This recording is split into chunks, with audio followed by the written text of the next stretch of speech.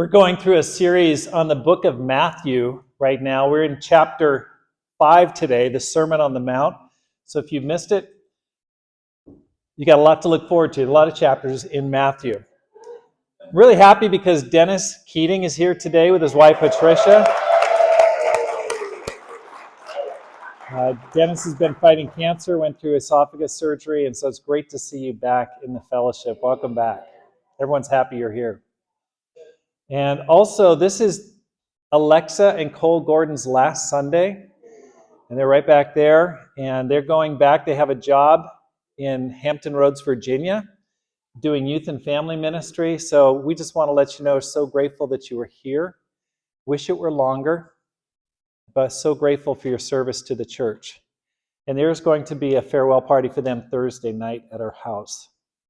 Also, if you're visiting from out of town, great to have you here. Or if you're a guest from in town, great to have you. So nice to see new faces and welcome. Great to have you here. I want to ask you, as we get into this, we're studying the Sermon on the Mount. So it's a little funny because it's one of Jesus's sermons. So this sermon I'm doing is doing a sermon on a sermon. But not even the whole sermon, because it's just one part. It's so deep, I can only just slice off one little thin slice of his sermon. Now, I don't know what it was like when you were listening to the Sermon on the Mount, but you can look through it. It's like chapter 5, 6, and 7. He doesn't give any commentary. He just says, that was it. Boom. It's deep. It's really deep. But one of the things in preparing for this, I thought, what does a Christian look like? What does a Christian look like? How would you describe the average Christian? Maybe you describe it as this person. Okay, this is the hermit-style Christian. Long beard, you've got the tonsure there, you've got the funny haircut, doing it himself. Or maybe you'd view it this way, the high church style. This is more the Episcopal or Catholic style. That's what a Christian looks like. Or maybe it's this type person. Okay, TV style Christian. Okay, I see some heads shaking. Okay, that's Jim and Tammy Baker right there. Okay, I think that's the 77 Club. What's it called? 700 Club. Okay, maybe you think, oh, that's what a Christian looks like right there. Lots of different images of what it means to be a Christian. But what is the actual? What is the profile of a true Christian? In the Sermon on the Mount, Jesus lays out his vision of what it looks like when a person follows him and his values. When a person embraces Jesus' values, imitates his character, and puts into practice his teachings. He draws a picture of the perfect person. Now, as we get into this, why does this even matter? Because as we get into this sermon, we have to ask the question, why does this matter to us? Well, first of all, we all want to know, how good do I have to be to get to heaven, don't we? I think it's a valid question. How good do I have to be? Can I just be the nominal Christian who just has a whole lot of fun, just, like Jose Luis shared, just kind of the wild Christian, and just get to heaven, just kind of skip your way in? Or maybe you need to be kind of moderate. Or maybe you need to be just hardcore, you need to go off in the hills, live in a monastery, and that's the kind of Christian you need to be. We tend to paint the Christian view or the image in our mind. It tends to, though not always, very much like ourselves currently. That's convenient, isn't it? There you go. Christian looks kind of like me.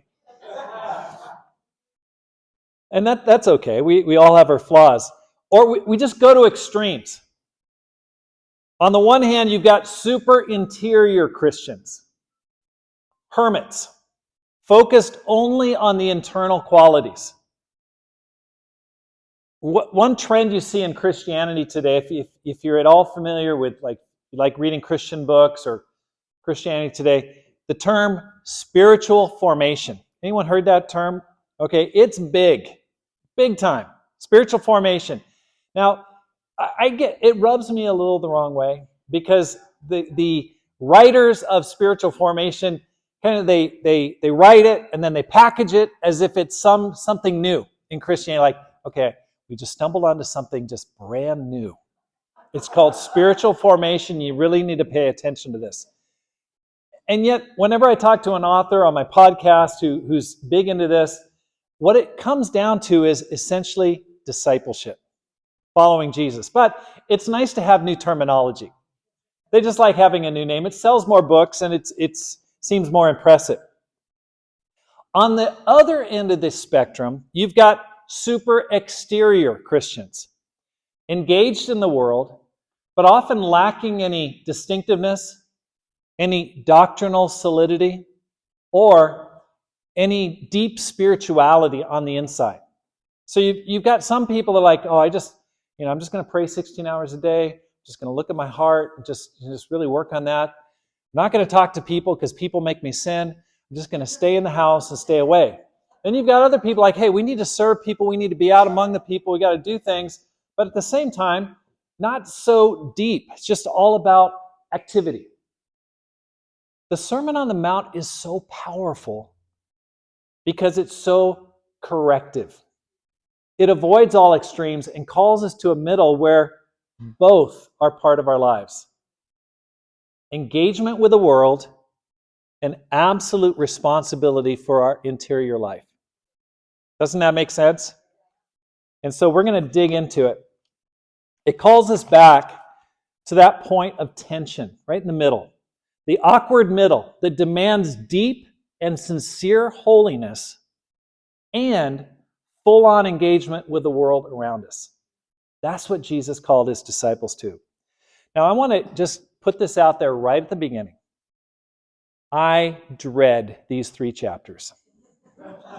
I told my wife, I said, I don't want to preach on this. I don't like it. I don't enjoy it. I don't want to go over it again. I find it challenging, demanding, perfection-focused, confusing. It doesn't allow a comfortable feeling for me when I go through it and teach it. It doesn't give me easy answers to just lay out there for everybody. It can be very upsetting for your faith because it will, unless you're completely walled off to God and you're not listening at all, it will be upsetting. It will challenge you to grow. And it will leave you feeling uncomfortable. So for that reason, I go, I guess the Sermon on the Mount is in Matthew. I got to cover it. But just a disclaimer right off the bat. This is my take on it. I'm going to do the best. I prayed about this. But we're going to dig in here, and you need to make your own decisions as we get into it. Let's start reading in Matthew chapter 5, verse 1. Now, when Jesus saw the crowds, he went up on a mountainside and sat down. His disciples came to him, and he began to teach them. Now, here's something new. I've read this for years. I've been a Christian a long time. But I always thought my image of this was like Jesus is preaching to thousands of people on a hillside, and he's just like yelling his head off because there's crowds. That's not, reading it and then doing the study for this sermon, it was really interesting to me because it said, now when he saw the crowds, he went up on a mountainside and sat down. His disciples came to him and he began to teach them. It doesn't say he's teaching the crowds, he's teaching his disciples. That's a huge difference. Why does that matter? Because he's talking to people who have already decided they want to follow him. Remember in the end of last chapter, Jesus was going around preaching, teaching, and healing, preaching the gospel, calling people to repent. Okay, he was doing that, but at the same time, he was also taking time to pull aside his smaller group, his crew, his core, whatever you want to call them, and teaching them deeper teachings. So we need, if you call yourself a disciple, you've repented of your sin, you've said Jesus is Lord, and you've gotten baptized for the forgiveness of your sins, these next 3 chapters are directed exactly to you. Exactly to you. They're not, first and foremost, for those who are far away from God. They're for people who've already decided, I want to follow Jesus. Like Moses on Mount Sinai, Jesus hands out a new law in this section. He refines a new law. And he's talking to his disciples directly because why is this important to understand? Because Jesus' teachings, especially the teachings in the Sermon on the Mount, often get discarded by those who don't follow him as impractical, unusable, wishful thinking. And yet, this is exactly for you, disciple. This is meant to be taken seriously. These teachings are predicated on being born again, regenerated, and seeing the world in a new way. Jesus is describing a Christian counterculture. So let's take a look at two things. We're only going to cover about half this chapter: Christian character and Christian influence. Christian character and Christian influence. Let's start reading the Beatitudes in verse 3. He said, "Blessed are the poor in spirit, for theirs is the kingdom of heaven. Blessed are those who mourn, for they will be comforted. Blessed are the meek, for they will inherit the earth. Blessed are those who hunger and thirst for righteousness, for they will be filled. Blessed are the merciful, for they will be shown mercy. Blessed are the pure in heart, for they will see God. Blessed are the peacemakers, for they will be called children of God. Blessed are those who are persecuted because of righteousness, for theirs is the kingdom of God. Blessed are you when people insult you, persecute you, and falsely say all kinds of evil against you because of me. Rejoice and be glad, because great is your reward in heaven. For in the same way they persecuted the prophets who were before you." In this section, Jesus seems to be commending the losers and the wimps of this world. Doesn't he? You hear the term meek, you go, I don't want to be meek. I'm tough. I'm a man. But Jesus here is saying, hey, you're blessed. Makarios, that's the Greek word. You should be happy. Now, this term blessed, it's a little tricky.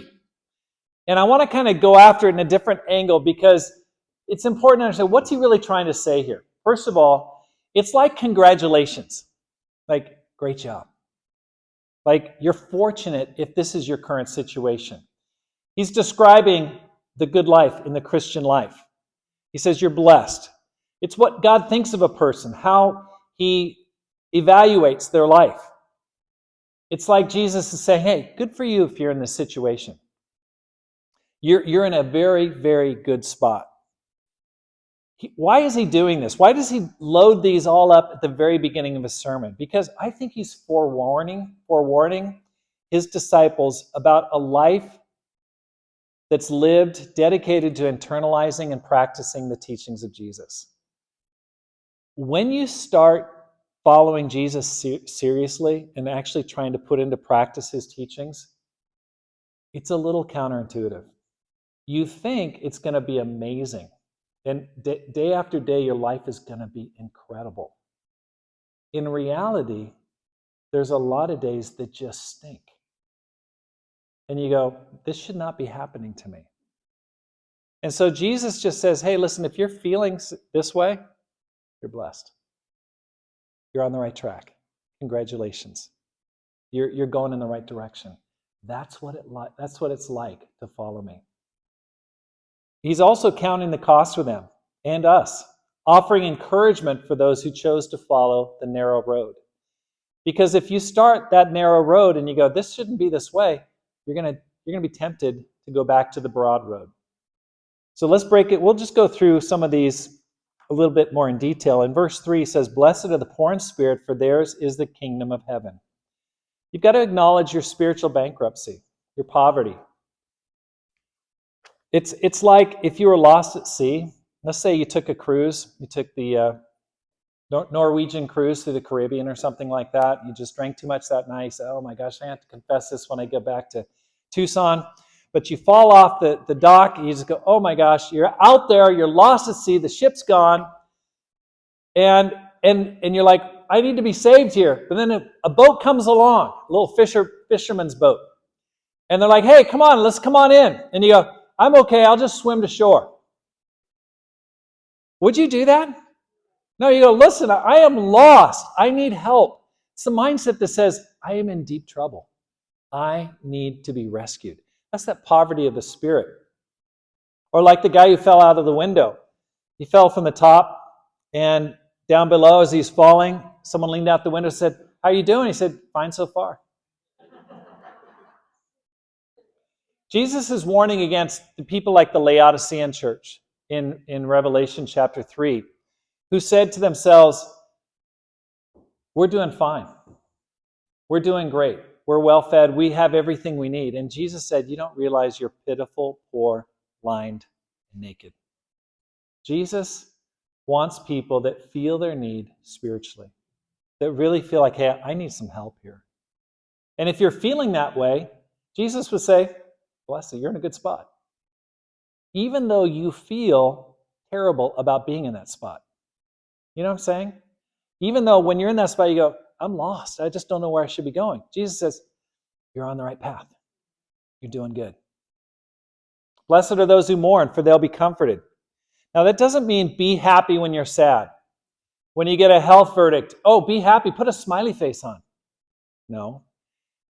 It does mean that the Christian life is not all joy and laughter when tough times happen. When you see friends walk away from their relationship with God, it's painful. People leave the ministry. Pam and I was talking to friends who are leaving the ministry after years of being in the ministry. It hurts. When people's passion fades, we need to have a godly sorrow for our sin. That's what he's talking about here.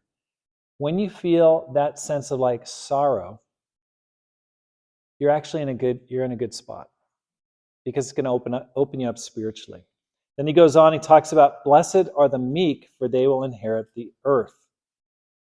Now, we did a study on this last fall called Gentle and Lowly. Remember that book? Okay.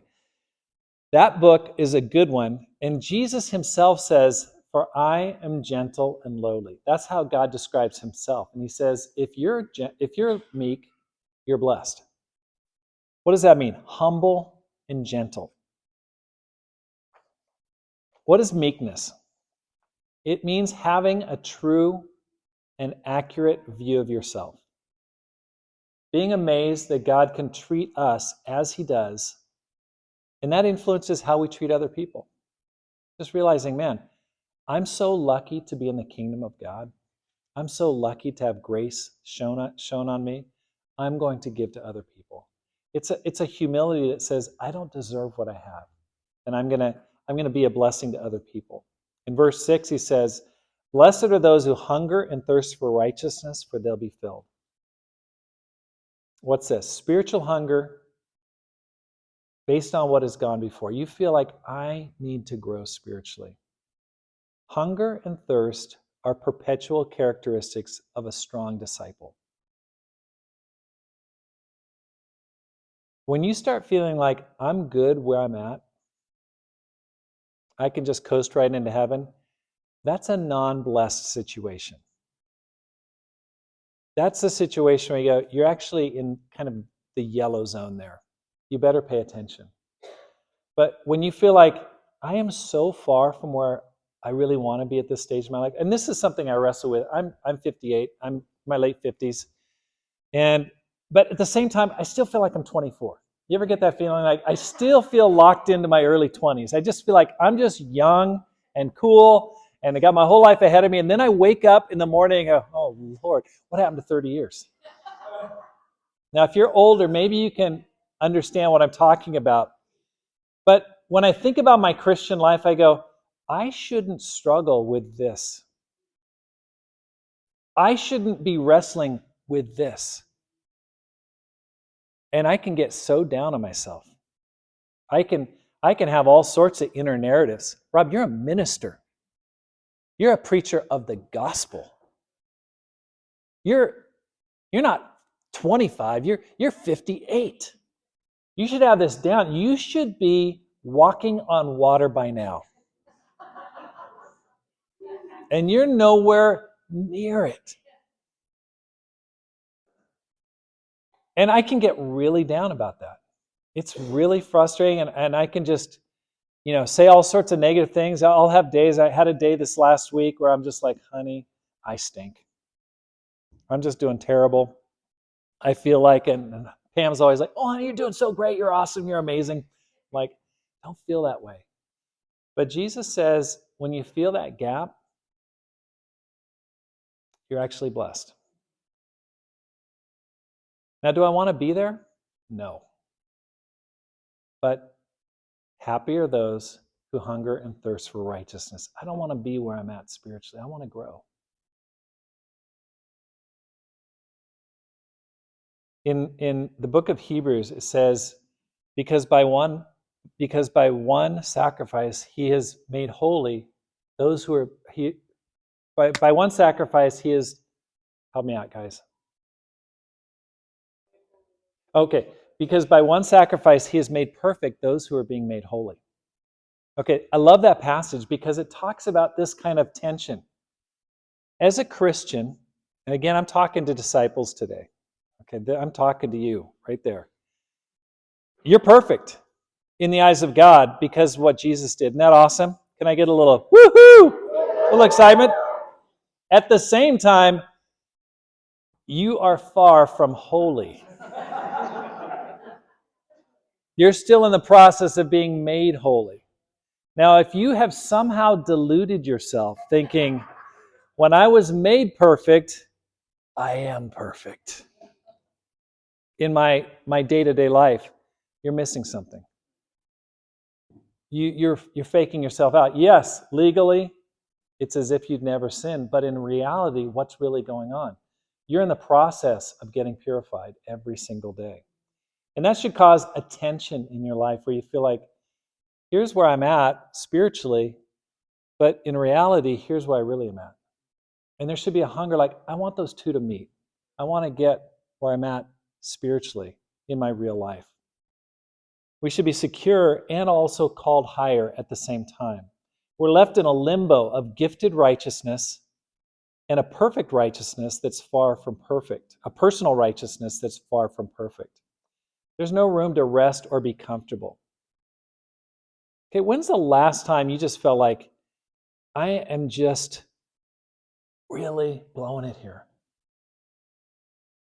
When's the last time you just felt bad about your sin and you just go, man, I got to change? When you're in that kind of struggle, Jesus says, that's a good sign. Congratulations. Because you're hungering and thirsting for righteousness. If you're just perfectly satisfied, no good. These all tie together and they work toward the same goal. Now we turn toward our attitude towards people. He says, blessed are the merciful, for they'll be shown mercy. Kindness, considerateness, compassion, love, and consideration. This is what Jesus is looking for. Merciful. You know, one thing I love is I ask people, hey, when they come to church, I'll say, how did you enjoy church? And I've asked a few people this year, and they said, man, the thing that really impacted me is how loving people were. I go, yes. My second question, what'd you think about the guitar playing?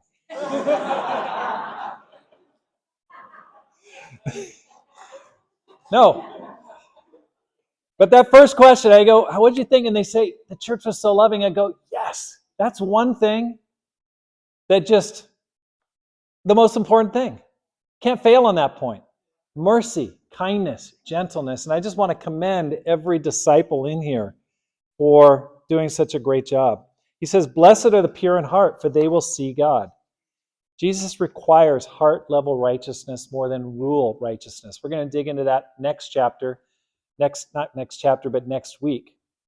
Those whose whole life, public and private, is transparent before God and other people. That's what he's looking for. This person is honest, they're pure-minded, they're real, and they're ready to confess their sin. This is what Jesus is looking for. He's looking for that kind of pure heart that is elusive. Then he says, blessed are the peacemakers, for they'll be called children of God. He's talking here about reconciliation with God and reconciliation with people. Not being a gossiper, a divider, a person who tears down other people, a sarcastic, snarky, negative person who always knows the right funny comment to make about people. Instead, he says, a peacemaker, people who bring people together. Are you a person that's building up, or are you a person who tears down? When you're not here, do you talk highly about people in the church, disciple, or do you rip into people? Be proud of the church and of the people in it. And are you quiet when you know that there's a problem, but you're like, okay, we're going to pray through that one. We're going to work on that. Then he goes on and he says, blessed are those who are persecuted because of righteousness, for theirs is the kingdom of heaven. Blessed are you when people insult you, persecute you, and falsely say all kinds of evil against you because of me. Rejoice and be glad, because great is your reward in heaven. For in the same way they persecuted the prophets who are before you. Now keep in mind, this is the beginning of his ministry. This is the period of popularity. So they probably hadn't experienced a lot of intense persecution at this point, but he's preparing them and he's saying, listen, it's going to be tough. And I know that they remembered this because they wrote it down later. When you're different, when you have a unique character, when you refuse to be in tune with the world or conform to its standards, Jesus says you're blessed. Even though everyone's happy around you, everyone tells you to lighten up, you see that the boat is beginning to sink and that people need rescuing because you know the end of the story. Jesus says your reward is far greater than any current sacrifice you're facing. And I want to, this whole section, I just was praying, it's like, how do I even describe this? This is so intense, it's so deep, it's so profound. The challenge for all of us is we feel like the Christian life should be really easy. And when we have that mindset, we really get into trouble. And so I want to share a story that kind of highlights what Jesus is doing here. A man on a plane was told by a flight attendant to put on his parachute because it will make his flight more enjoyable. He was perplexed and didn't fully understand, but he trusted the flight attendant, so he put it on. A little while later, he noticed the parachute was heavy and cumbersome, sitting in his seat. And to make matters worse, the rest of the passengers started to stare at him and kept laughing at him, to the point where he got up in disgust, ripped the parachute off, and threw it on the floor, vowing he would never put that thing on again. Another man on the same plane was told by a flight attendant to put on his parachute because at some point during the flight, the plane's going to crash. The man was too eager to put the parachute on, even though it was heavy and cumbersome, and people stared and laughed. He didn't care. Sometime later, a flight attendant in training was serving hot coffee. As she approached the man with a parachute, she stumbled and spilled scalding coffee all over the man. He was a little put off and in pain, but did he rip off the chute like the other man did? No. Because he wasn't told that the parachute would make his flight more enjoyable. He was told that the plane was going to crash and the parachute would save his life. If anything, the scalding coffee incident caused the man to hold onto the parachute even tighter and made him look forward to his jump.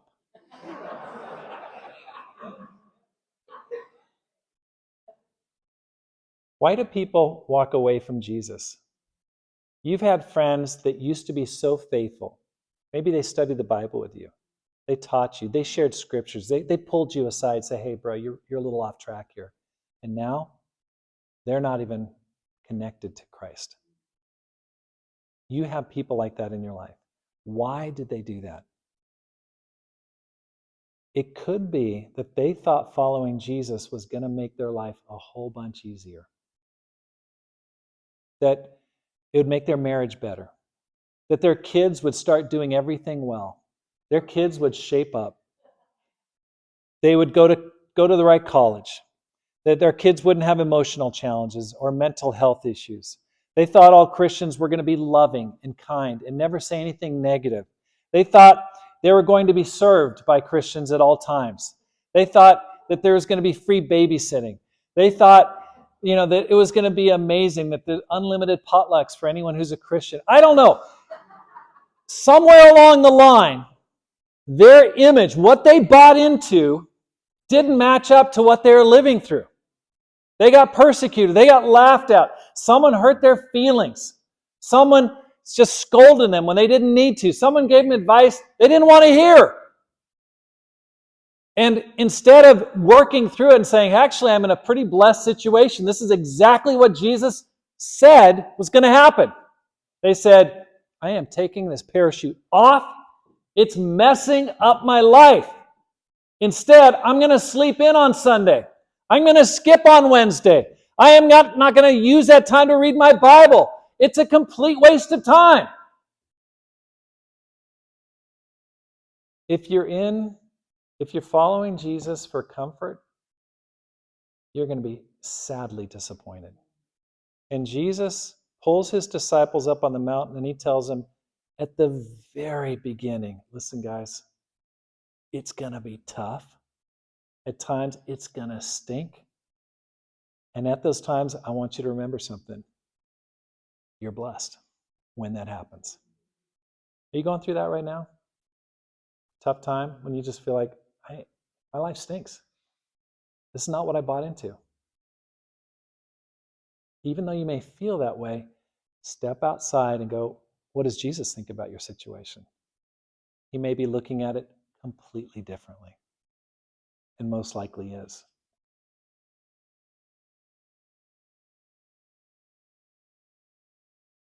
People gradually realize, along with the most amazing blessings of being adopted into the family of God, that we're called to take on the challenges that Jesus faced himself: trouble, opposition, haters, betrayers, persecution, hard work, being misunderstood, and being deserted. You're on campus and you feel isolated, good for you. You're in a good spot. If you feel like no one understands me, I'm not the cool kid in class, blessed are you. You're in a very, very good spot. If you're feeling just a situation like, man, I don't know, this really hurts giving this up, you're in a good spot. That's the part that if we don't accept it up front and view it as blessed, we're going to throw out that parachute and walk away. There was a couple that I knew in the past, and they really struggled in their marriage. And the person that, the guy just felt like it's just really challenging. And it wasn't the marriage that he bought into when he became a Christian. And what he finally realized is he thought when he became a Christian that he was going to be given an amazing marriage. Well, there's a lot of things he needed to work on, of course. But once he realized, listen, there's no promise that your marriage is going to be perfect as a disciple. It helped him. It helped him. And I think that's where some of us are at. We've got a different view. We bought into a different package. Are you going through some difficulties today because of your faith? Well, you're blessed. You're right where you need to be. Let's finish out here in verse 13 through 16. You're the salt of the earth, but if the salt loses its saltiness, how can it be made salty again? It's no longer good for anything except to be thrown out and trampled underfoot. You're the light of the world. A town built on a hill can't be hidden. Neither do people light a lamp and put it under a bowl. Instead, they put it on its stand, and it gives light to everyone in the house. In the same way, let your light shine before others, that they may see your good deeds and glorify your Father in heaven. Every home at that time used salt and light, just like today. Light, its purpose is obvious. Salt, it gives flavor. It preserves things. Jesus sees us as different and distinct from the world if you're a disciple. And he's using the plural here. He says, he's talking about you. It's not you individually. It's, to use a southern phrase, it's you all.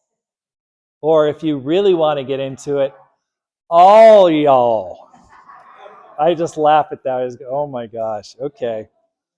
But that's what he's saying. He's saying, all y'all, just everybody, you guys, all y'all are the salt. You're the light of the world. And at the same time, it's not just like we sing that song, this little light of mine. He's not talking about that. He's talking about all of our lights together. They really shine brilliantly, not just your one little light. We're meant to engage with the world. Salt is no use if you leave it in the salt shaker, is it? Doesn't do anything. Light is no use if you hide it under a bowl. There's no purpose for it. So Jesus calls us to be both distinct, separate from, different than the people around us, at the same time engaged with the people around us. That causes tension, doesn't it? Because you got to be a different person with your own mind, your own standards, your own view of the world, but at the same time, you can't stay away from people. You got to be in there because that's your purpose, your salt and your light. We're meant to prevent or hinder the decay around us, just like the early church did. And you got to keep your saltiness. You can lose your saltiness. And you see that with disciples. As at one point, they were really fired up, but now they're just bland. Coasting. We're going to cover this a lot more in the second half of this chapter. Christian saltiness is having the character Jesus described above in words and deeds. We've got to be distinct and different. What keeps us from being salty? Compromise with the world, what we look at, what we tolerate, what we read, what we accept as the truth that just isn't, and what we make a truce with, what we allow into our lives. Now let's talk a little bit about the light. He gives the description of a disciple as one who brings light into this world. It's not just spiritual formation or personal holiness, it's public engagement. So I want to make sure that we get this point from this sermon. Avoid extremes. Don't be a hermit where you just stay away from people. You leave church, you go home, you never show your face all week. You have incredible quiet times. You read the Bible, you just get into it, but you never, ever engage with the world. And at the same time, you don't want to be just like the world. Having their standards, having the world's values. You need to be different. Here's what Jesus said about John the Baptist. He said, he was a lamp that burned and gave light. Isn't that interesting? He was an awesome man. John the Baptist was powerful. Jesus said there's no one greater than him. He's an amazing guy. But how did Jesus describe him? He was a lamp that burned and gave light for a time. He fulfilled his purpose. He engaged with the world, but he was different than the world. Are you a lamp that burns and gives light in your family, at your work, in your classrooms? Or are you trying to be invisible? Are you hiding your light under a bowl? Does anyone in your day-to-day life know that you're a hardline disciple? I mean, do they know? Do they even suspect? If you told them, like, I am a hardline, sold-out disciple of Jesus Christ, would be like, no. No. Are you kidding? No. No, you're serious? Or would they go, yeah, that's just the way you live? When was the last time you invited someone to church? Or had a spiritual talk with somebody? Or felt that awkwardness of like, I'm really scared, but I'm going to talk to this person anyway? When's the last time you sat down with someone to study the Bible, study the gospel with somebody? For some, it's been years. You're not engaged with the world. You're removed from the world. You might even be different, but you're not engaged. It's tempting to dismiss this Sermon on the Mount as pie-in-the-sky fluff. Just go, Jesus is just spouting a whole bunch of stuff. I don't know what he's talking about. Nice ideals that don't have any use in the real nitty-gritty world. But influence and impact depends on being different. And at the same time, engaging with the world. I want to give some examples of this if you still don't believe it. Because sometimes when you go, Sermon on the Mount, it's just Jesus talking. It works. How do we know that? Well, take a look at this next slide. You know who this guy is? This is Gandhi. Was he a Christian? No. But he read a book by Tolstoy where Tolstoy tried to follow the Sermon on the Mount, literally. And he got fascinated by it. And so he put it into practice in his life, in his Hindu life, the principles that Jesus is talking about.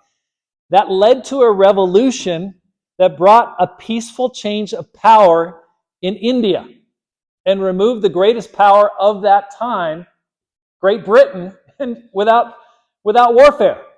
How did he do it? He took seriously the Sermon on the Mount and said, I'm going to turn the other cheek. I'm going to take these things. Maybe Jesus was being serious.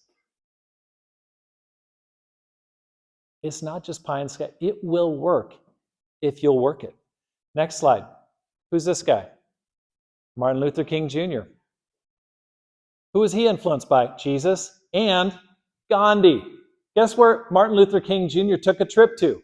India, to go meet with Gandhi and learn about nonviolent resistance, which came from the Sermon on the Mount.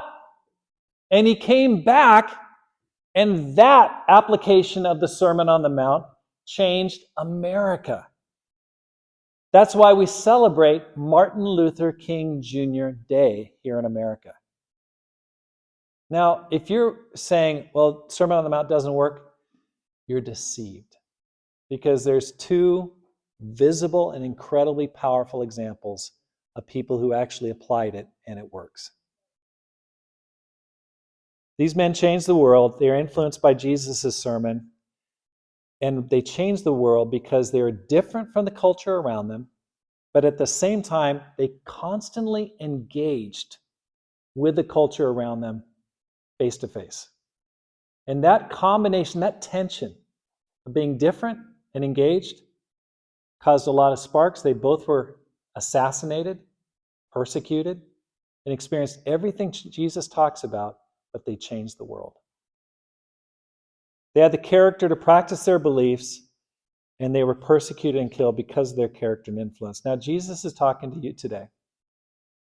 If you're a disciple of Jesus, nod your head right now. Okay, you know who I'm talking to. You are salt and light. That's who you are. That's your identity as a Christian. You must be what you are. It's so easy to be an observer, a judge, a fault finder. You go, all those other people in all those churches, they're just bad people. They're just not doing it. What about you? We're not talking about those other people. We're just talking about you, disciple. How are you doing today? Influence depends on being different and being engaged. Let me leave you with some next steps. First of all, next slide. Count yourself blessed when you feel the discomfort of Jesus' parachute. Okay? If you're a disciple, guess what? You're loved, you're adopted, and you're saved. You've got that parachute. When you die, you're going to heaven. So if you're feeling discomfort right now through sickness, through challenges, through feeling isolated, guess what? Just say, can we say this together? I am blessed. 1, 2, 3. I am blessed. Second, be the salt. Do something to preserve, help, heal, or encourage somebody around you this week. And finally, light. Invite someone to church. Set up a Bible study. Get engaged with somebody. Be the light. Don't hide it under a basket. Talk about what you believe and show it in your life. Thank you very much.